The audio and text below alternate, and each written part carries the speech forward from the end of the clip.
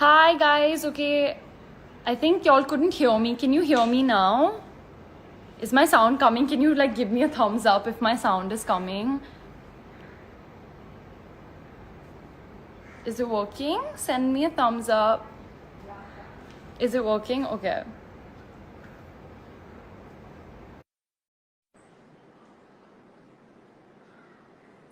Sorry guys, I don't think y'all could hear me. There was like a bit of a technical difficulty, but I hope you can hear me now. I'm just waiting for James to connect. Hey, Hi James, hi. how you doing? I'm good. How are you? Good, thank you. It's very hot here today. It's really hot here too. Yeah. I Crazy. had like a bit of a problem. I was like talking for like 5 minutes and no one could hear me, and I didn't realize that, and I just went on talking. I And then know. someone was like, I was listening, and then it went, and I thought it was my phone. yeah, I was like, is it just some people's phone? But then everyone was saying it, and then I freaked out. I was like, oh my god, this is like my first interview. I don't want to mess up. And then I just had like a 5 minute meltdown, but I'm back now. You're back. Yes. How have you been? What have you been doing? Good, thank you. I'll show you my dog. I've been walking. We got a dog a few months ago. And Oh this is really? what Oh, I'm doing most of oh the my god, time. oh my god, look. Oh hi, mate. Oh hi. They're both just sleeping and they can say hi to each other. Yeah. Astro. Okay, Oh he's yeah. like Wait. in Oh, some deep sleep. darling. What's his name? She's called Moochie.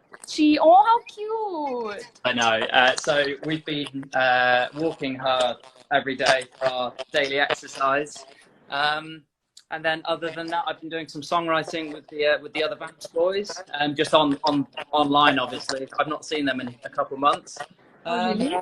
Yeah. What about you? How have you been sort of keeping busy? I'm good. I've just been like watching a bunch of films. My dog is like 1.5 years old, and I have another dog who's like 11. No. So I've actually not spent any time with them because I've been so busy and I've been out of my house. But now I'm really getting to like spend time with my dog. So I feel like they're the happiest that I'm sitting at home, you know? Yeah. They like wanted to spend time with me the most. But I think I've been watching a lot of like old English films that I haven't seen. Like I've not watched like any of the classic films, so I'm watching those. And I used to read a lot when I was younger, and I completely stopped doing that. So I've gone back to reading books as well. Oh, good. Yeah, I think that's one of the positives of this, isn't it? We're able to spend time and watch things, and as you say, read things, and it's nice because I never normally read anything. So Yeah, exactly. yeah. Yeah. But like, what do you like? What makes you feel the most positive? Like doing what activity? Oh, I think when the sun's shining here, going out and being in nature really helps me. So I live in London, but I'm lucky that we have a couple of parks nearby. So yeah, just going out and walking the dog. Really, I think that's what helps me sort of keep kind of at one with myself, and you take a step away from being on your phone all the time, and just sort of enjoy what's around you, I guess. Yeah. So do you think because we're spending so much time at home that we end up using our phone a lot more? I think so. I don't know about you, but my screen time was going up to about 5 hours a day. That is nothing compared to me. Mine was like, I don't even want to say it because it's so embarrassing. Go on, how much? Like, I feel like everyone's going to judge me, but like, please don't judge me, guys. Like 8 hours. But I just keep saying, oh, my work is on my phone. I have like a lot of work on my phone, but like I have no work on my phone, so I don't know why. But yeah. It's hard though, because I think we all want to go on social media because we feel like we're missing out on something, but nothing's really happening at the moment. So I think I realized, I was like, there's no point me going on social media. So what I do now is when we go and walk Moochie the dog, I leave my phone at home, so I don't constantly go in my pocket. I'm like, a bit of disconnect is really good, I think. Yeah. That's. I mean, we aren't in India. It's like a complete lockdown, so we can't really step out of our houses. But when I start an episode or a film, then I like consciously decide to keep my phone away. So at least in those 2 hours, I don't check my phone. And I really feel like that is a required and it's a necessary break. Like it really refreshes me. And like I keep thinking when I put my phone away that I'm gonna come back to like 100 messages and like 10 people are gonna call me, but like there's really nothing happening. Yeah, and I think it's good to to not let it take over your life at the moment, because I think, you know, we don't have a complete lockdown like you guys have. Like, we're allowed to go outside, you know, for that one bit of exercise a day. But I think if you're not careful and you're spending 8 hours on your phone a day, you can kind of feel quite negative, I think, because if you're constantly looking, like for me on my Instagram, the things that I follow are dogs, people riding their bikes, and cars.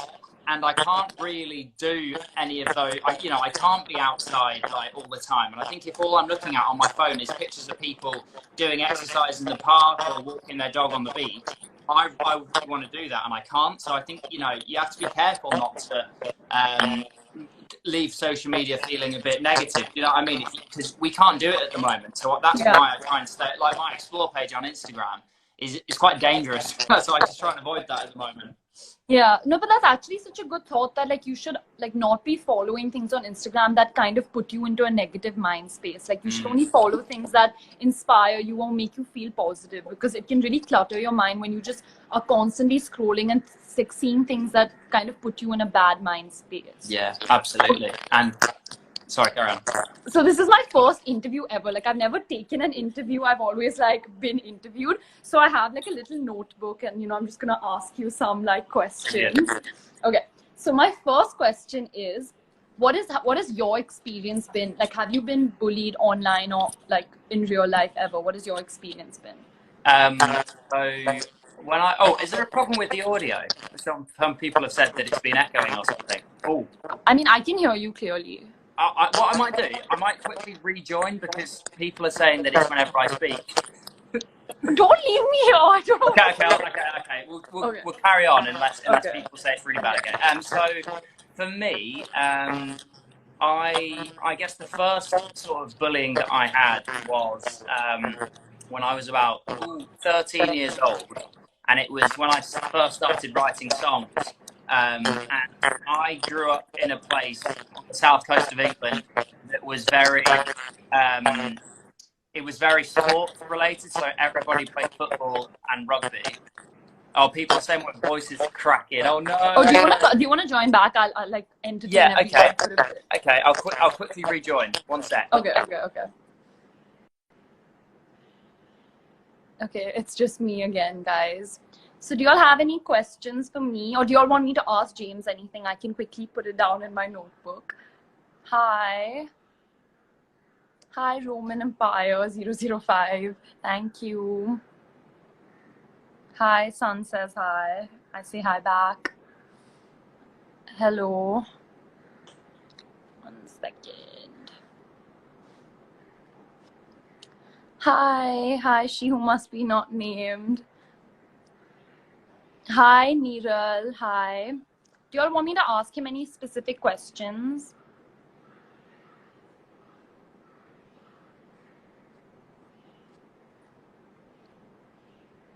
Hi there, Bhav. Hi guys. Okay, I hope you guys like this, because it's like my first interview ever. I've never asked anyone any questions, so I'm like a little bit nervous, but I'm trying. Okay, wait. I'm gonna try and get James back.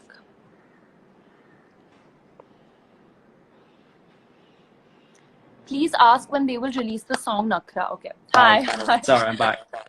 Oh, it still sounds weird, but we'll just try and do it, just in case. I don't know. Okay. So I first started writing songs when I was like 12 or 13. And as I was saying, I went to a school that was all about playing football and rugby. And because I didn't really do either of those things, I kind of stuck out, and people picked on me for doing songs and being really like honest about liking girls and stuff. And it was at a time when, so it was all on a social media platform called Bebo and MySpace, which is like, it was before Twitter and Instagram. So I'm 27, so it was just the social media was kind of like coming about. So there wasn't like, obviously you're doing brilliant things with So Positive. There was nothing like that when I was 12, 13. So when I first started getting messages from people saying that they thought my music was rubbish and that it was basically every day I get sent messages from people that I didn't know saying that I was rubbish, and I didn't really know what to do. It felt really, really lonely, and it was cyberbullying. But as I say, we didn't know what cyberbullying was. So that was the first thing, and then that carried on when I went to another school. I used to have really long hair, and I had like piercings, and I had my nose pierced and stuff. And people picked on me for that, and also being the boy that wrote songs and played guitar. So like, yeah, I've had quite a lot of it. Luckily now I don't have any of it, but yeah, for a few years it was really bad. Okay. So how do you feel like you handled it at that time? Because obviously you were much younger. So what steps did you take to kind of deal with it?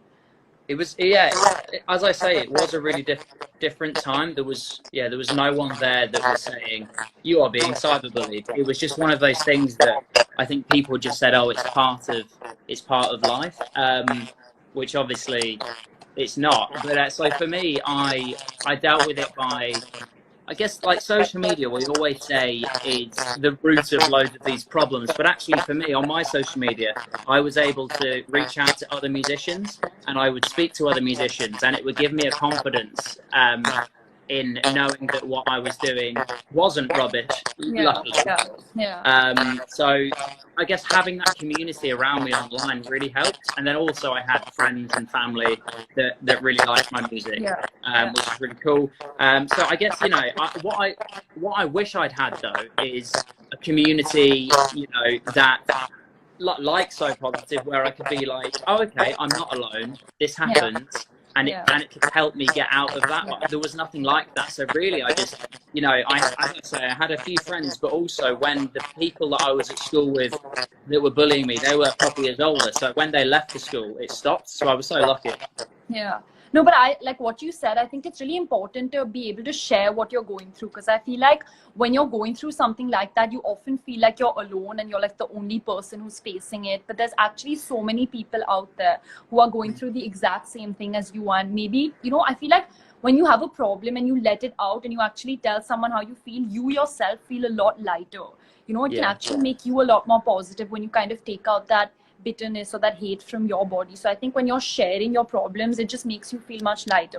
So I think that's one of the things that we aim to do with So Positive, was just to like create like this positive atmosphere and this community where people could share what they're going through and just not feel like they're alone. I think that's really important. And I feel like people like undermine, you know, telling something to their parents or telling a teacher or a counselor or even a friend. I think it can actually just be anyone, but just sharing with someone can just make you feel lighter in general. Absolutely. I think, sharing it with other people is so helpful, because you also realise that there are other people that are feeling it too. And I think that the horrible thing about bullying is you can feel very lonely and that you are the only one. But actually, you know, speaking to people, as you say, it does kind of lift the load off your shoulders. Yeah. But do you feel like it's shaped you in the person that you've become today? Do you think it's kind of made you the person that you are? I think so. I think, you know, we learn a lot about ourselves as we grow and get older. And obviously at the time it was awful, but now I'd like to think, I mean, it took me a long time to get over it. So I was very underconfident for years, and I really struggled to like look at people in the eye when I spoke to them, and I got quite embarrassed about performing my music to people for a while. But I think, you know, now especially, we're both lucky that we have positions of influence where we can help other people now. And I think going through those things has helped me hopefully be a lot more compassionate to people and be more open to listen to people, because I really wish that I had someone that had listened to me back then. Yeah. But do you think it's like it influenced your music in some way? Do you think that it's not like it's kind of inspired what you've written? Have you written music when you felt like you were being bullied? Did it like inspire you, or was it like a gateway for you to write something? Yeah, definitely. I think I'm just going to try and put these headphones on, because people are saying that the audio is weird. One sec. Okay. Is my voice better now to people that are listening? I mean, for me it was like always okay, but guys, give a thumbs up if you think his audio is better. Okay, someone give a thumbs up, so I feel like it's better. Okay. It's really crackling for me. Don't know. Well, okay. Oh God, I look so silly now. So yeah, I guess like going through what I did really helped me be more honest and open about how I feel. So definitely oh God, sorry, why is it crackling in my head? So No, yeah, as no, it's good now. Everyone's sending like thumbs up, so it's good. Oh no. Okay, good. So I guess for me, especially being like a boy growing up, I don't know again what it's like in India, but in the UK, a lot of men, well, boys are kind of told to not really speak about how they feel when they're sort of teenagers, and everyone says, "Oh, it's fine, just get on with it, don't cry." So I think going through what I did and then being able to speak about it really helped me now with my songwriting, because it means that the songs that we write in the Vamps are completely from the heart, and I can be like, no, like actually, if I'm having a rubbish day, I will say that I'm having a rubbish day, and that's fine because we all have rubbish days. And I think, yeah, the whole process of being like bullied made me think, you know what, you can't keep things, as we said before, we can't keep things inside. We have to open up, and that, yeah, definitely has helped me in the songwriting process. No, but I completely agree with you, because I feel like even when I was in school, I was always clear with what I wanted to do. Like, I always knew that, like, you know, I wanted to be an actor and I wanted to focus on the arts. So, you know, be it like singing or dancing, I was always more inclined towards that. And I also had these moments of doubt where I was like, okay, why am I not like everyone else? Like, why do my friends want to be like doctors or business people and I want to do something different? But I think I think like the arts and, you know, picking up a hobby or something that you're actually so interested in can actually help you like remove your emotions in such a cathartic way. Do you know what I mean? It can really like just help you emote so much better. Like, I don't know if that makes sense, but yeah.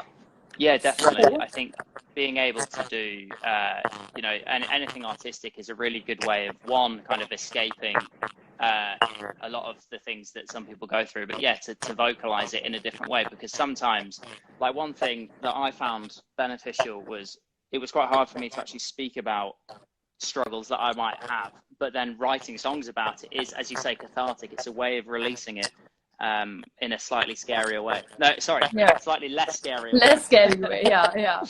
Yeah. So, what do you feel like? Do you feel like there's this difference between constructive criticism? Like, people sometimes can, you know, say something really hurtful and they could be like, oh, but we're just giving you feedback, or we're just, you know, giving you constructive criticism. So what do you feel like the difference between that is, and where do you think people can draw the line? Yeah, so there's something in the UK called banter, which I don't know if you guys have that. No, we have it here as well. Yeah. Okay, cool.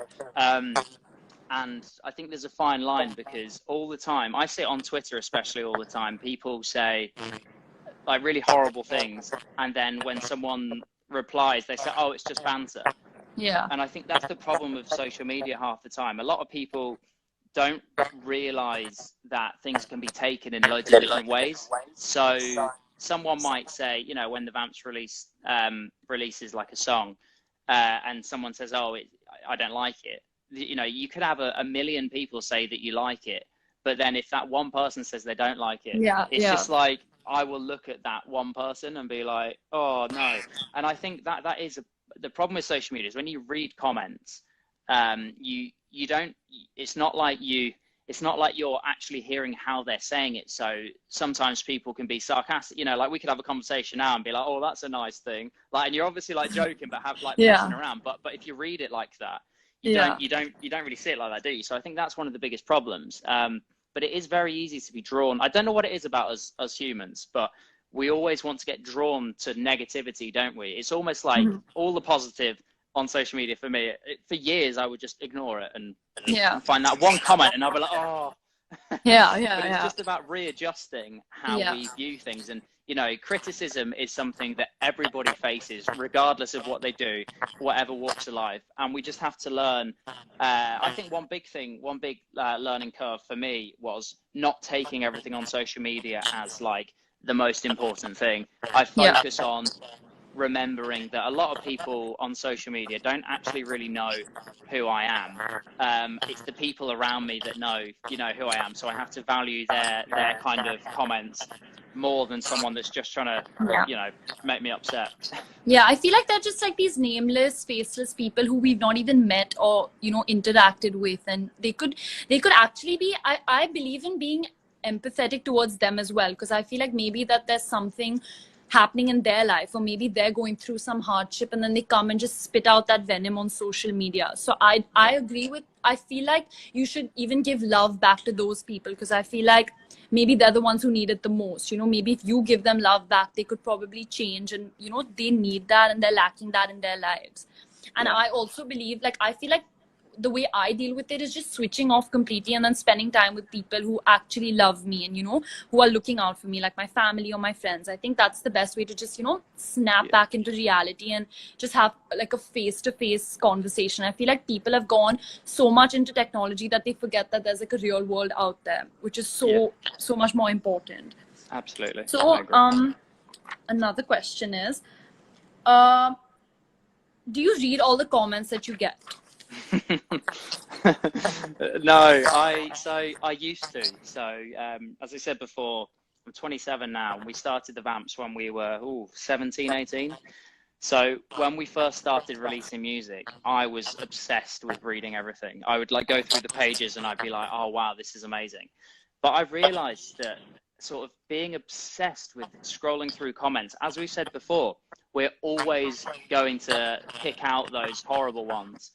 And it kind of undoes all the good stuff. So now I have to be honest, like I'm thinking about maybe just turning off all my Instagram comments. And it's not because I don't want it to be like, oh, I'm rebelling and whatever. I think I'm trying my best to cut as much negative energy out of my life as possible. Like I want to try and remain positive. And I think social media is brilliant. I mean, look, we're having this conversation through social media. I love it.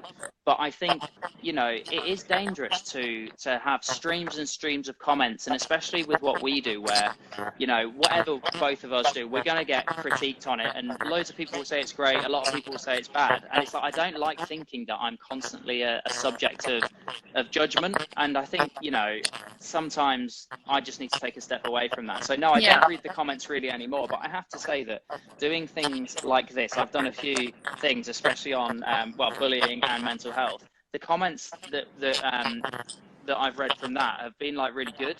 So I think, you know, you have to, I think it's good to see what people are saying, but not so much that it controls your life. Yeah, I think everything should be like balanced and like done in a limit. So I feel like because I feel like a lot of my pictures started coming out when I was younger as well, when I was about like 15 or 16. And that time I was just obsessed with like the comments, and I would see one good comment and I would just like boast about it all day. And then I'd see one bad comment and it would just be the complete opposite. So I feel like you should take everything like, you know, in moderation, and you should read comments if you feel like reading it, but then you should also be okay with what you read. I think you should just not make that the entire focus of your life. Like I completely agree with what you're saying. And I feel like you said that you want to turn the comments off, and I think that's a really good decision. Like whatever makes you feel positive and makes you feel much lighter, you should take that step. But I feel with me, I want to make the conscious decision of focusing on the love that I'm getting, because I feel like if I do something like that, if I turn the comments off, I won't be able to actually see the love that I'm getting from people who actually like me. So I think more than doing that, I think I would want to adjust my lens from, you know, just seeing the negative things to actually trying and focusing on the more positive things. Yeah, it's a good shout. I think actually with me, it's more of a, I feel like, you know, you get to, people, I think you get to a certain age and you're just like an adult and it's fine, and you're easily able to just manage how you feel, and it's easy. But actually, like for me, I'm always learning how I work. And I think you're right in saying it. You know, maybe I am being too severe and just turning off comments, and maybe actually what it is I hate it when, you know, people think that it's arrogant to say this, but I think if you learn to love yourself, then you're able to deal with the criticism better. And I think it's very difficult. Agree with you. It's very hard to get to a position where you're just 100% comfortable in your own skin. And I think that's why, you know, for example, growing up, I had really, really bad acne. And in in a few videos of the band in the early days, you know, I'd see a comment and someone would be like, oh, like James's skin's bad. And I'm like, yeah, my skin is bad. Yeah. And it's like, and just that one thing would like trigger like an insecurity within myself. But actually the solution to that for me eventually was, yes, I have bad skin, but 80% of teenagers in the UK have difficulties with their skin. I'm not alone. I'm okay with having that. So that comment doesn't affect me. So I think maybe that's what we should be trying to do as well. Obviously, I don't, you know, people that are like trolling people is awful. I don't condone that. But, you know, I think if we do get to a point where we can appreciate ourselves and appreciate others more, then maybe some of these comments won't be hitting quite as hard. Yeah, exactly. I feel like, because I feel like I'm saying this right now, but I feel like the person that I was maybe 4 or 5 years ago, I wasn't at this comfortable place in my life. Like I've also got a lot of comments about the way that my body is, like, you know, that I'm way too skinny and that I look like a boy and just nasty, nasty things. But I feel like I've reached a point in my life where I work out every single day. When I don't feel like working out, I don't work out, but I'm comfortable with my body. I'm comfortable. I love the way I look. And I'm not saying that in like a cocky way or in a condescending way. It's just how I've trained myself into becoming as a person. And I think that is so important, that like I really want to send that message out there to young girls and guys that, you know, the most important thing is self-love. I think that's the best reply to give back to haters, because you're going to have such a strong armor that like no one can even like pierce in. And I think it's okay. It takes time to get to that point, but just know that you will reach that point eventually, and then it'll all be worth it. So that's that. So what would you like to say to like the young people listening to you out there? I think, you know, there's no answer to, the thing is with social media, being the sort of like world that we are, we which is typical of the human race, we invent things without thinking what the potential outcome is going to be. And social media is one of those where it's just got so crazy now. Everybody has it, and it's going to be really hard to regulate. So I think instead of, I mean, you know, definitely in the UK, we're trying our best to clamp down harder on social media companies to be accountable for allowing harmful content to go on the internet. So that's one thing. But I think also at the same time, we need to realize that it is down to us individuals to try and endeavor to have a safer community online and a more positive community online. And I think especially with what's going on with coronavirus, we're realizing more than ever how important we are to each other. The whole thing of having that human contact, like even just walking up the street with the dog, people say hi to each other now in our street, and they never used to. In London, everyone's always on their phone now. But the last thing we want to do now is be on our phone. We all want to be out there and speak to people. And, you know, I've had so many people smile and wave and stuff. And I think, if there's something to take from this, it is the importance of being, you know, positive and happy and friendly and compassionate to one another. So I think, hopefully moving forward, we'll be able to prioritize sort of what's important in life. And I always say with social media, like, social media should enhance my life. And when it switches and I feel that my life is enhancing my social media, that's where the balance has gone wrong. You know, we have to remember that 90% of the time we should be living our lives, and that 10% should be the social media, but it seems to have swapped recently. So I guess embrace the person that you are. For me, you know, it's a constant battle. I'm always learning how I feel and the sort of person I am, but realizing that actually a lot of people go through a lot of things similar to me. It's fine. Sometimes I wake up, and even after doing all the stuff like these conversations, I wake up and I'm like, I feel a bit rubbish today. That doesn't mean that like the whole year is going to be rubbish. It's just one of those days. And if I accept that and I work through it, and I speak to the other boys in the band, and I'm like, I'm having a bit of a rubbish day, boys. It's so much better to do that than to not say anything. And then by the evening, you're still feeling rubbish, and you're just like, I think, you know, as you know, you said, like, you know, what would I say? Accept the sort of person that you are, embrace how you feel, and communicate with each other, I guess. No, I completely agree. And whenever people ask me like, oh, what do you think the world is going to be like when we come out of this and when we step out of this lockdown? But I feel like I'm hoping the world is a more compassionate place. And as you said, you know, people live for each other. They start living for, like, they understand that their actions can really affect other people, and they stop living so selfishly. So I really hope that that's a change that comes about in the world as well.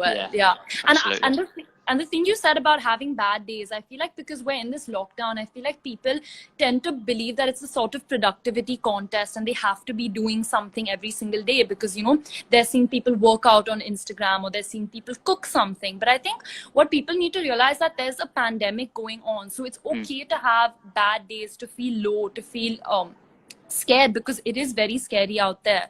So I think people just need to understand that what they're feeling is okay, it's justified, and everyone has these feelings, and just to go through that. Like when you're having a bad day, go through the bad day and then it will get better. So, you know, don't feel bad about feeling bad. It's okay to feel bad, and it's okay to feel low, and it's okay to feel whatever you're feeling, you know, because it always changes. Like nothing's, you know, change is the only constant, as they say.